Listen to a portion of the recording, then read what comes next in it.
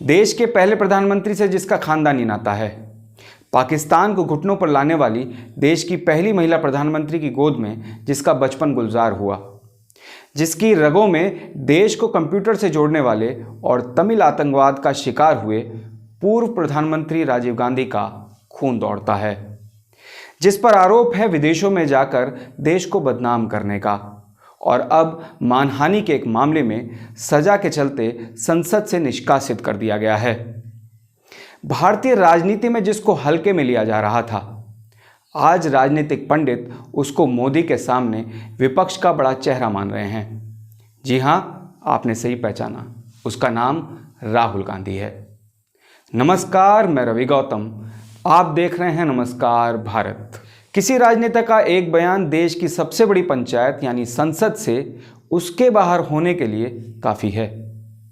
इसका ताज़ा उदाहरण बने हैं राहुल गांधी। साल 2004 में पहली बार जनता की पसंद बनकर लोकसभा के लिए निर्वाचित हुए राहुल गांधी की सांसदी पर 23 मार्च 2023 को बड़ा ब्रेक लग गया।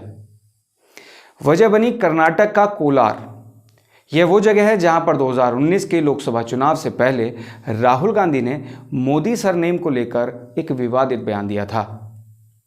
राहुल गांधी के उस बयान ने इतना तूल पकड़ा कि मामला अदालत में पहुंच गया। अब मामले पर सुनवाई होने लगी, जिस पर फैसला 2 साल की सजा के तौर पर मुकर्रर हुआ और लोकसभा अध्यक्ष ओम बिरला ने आनन फानन में राहुल गांधी की सदस्यता रद्द कर उन्हें संसद से बेदखल कर दिया है।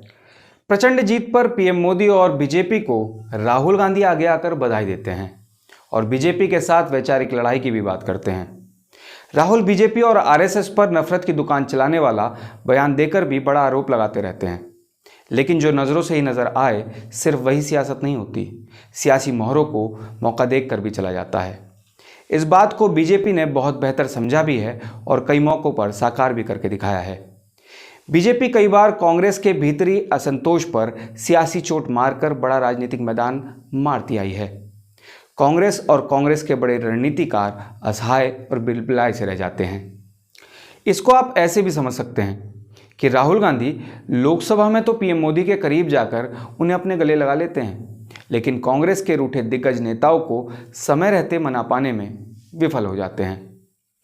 लोकसभा सीटों के मामले में सभी राज्यों का बड़ा भाई उत्तर प्रदेश से अगर हम देखना शुरू करते हैं तो यहाँ कांग्रेस का किला जिंदा रखने वाले जतिन प्रसाद, आरपीएन सिंह, रीता बहुगुणा जोशी और रायबरेली सदर सीट से विधायक रही अदिति सिंह, ये वो नाम हैं जिन्होंने हाथ से हाथ छुड़ाकर कमल का दामन थाम अपना सियासी रास्ता बदल दिया।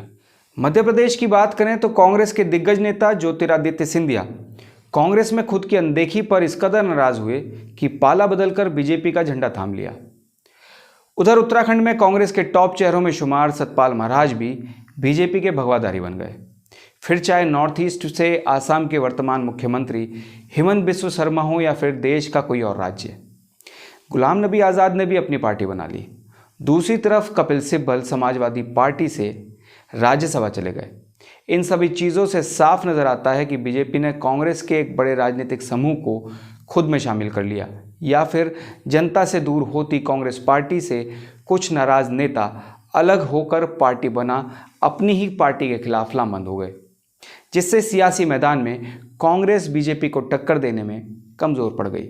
राहुल गांधी अगर समय रहते अपने नाराज नेताओं पर नजरे गौर कर लेते तो आज उनकी पार्टी बीजेपी के साथ मजबूत लड़ाई में भारत जैसे लोकतंत्र को सशक्त बनाने में कारगर दिखाई देती। लेकिन कमज़ोर होती कांग्रेस हिमाचल में मिली जीत को ही बैसाखी मान बैठी है। कांग्रेस खुद को ही विपक्ष का बड़ा भाई बताती है, क्योंकि वह इस बात पर इठलाती है कि उसके पास राहुल गांधी जैसा एक प्रमुख चेहरा है। लेकिन लोकतंत्र में सियासत की कुछ दुश्वारियां हैं तो खासियत भी हैं, जो सब कुछ खत्म होने के बाद भी दोबारा शुरुआत करने का मौका देती है। अब तक बीजेपी ने कांग्रेस की गलतियों पर ही अपने सियासी घोड़े दौड़ाए हैं। 2024 के लोकसभा चुनाव पर कांग्रेस चाहे तो अपनी अंदरूनी गुटबाजी को खत्म कर करिश्माई कुव्वत के साथ अपने नए सियासी सफर को दोबारा से शुरू कर सकती है। हाल में राहुल गांधी राजनीति की इस बिसात पर नौसीखिए की तरह नहीं बल्कि मजे हुए खिलाड़ी की तरह खेलते दिखाई दे रहे हैं।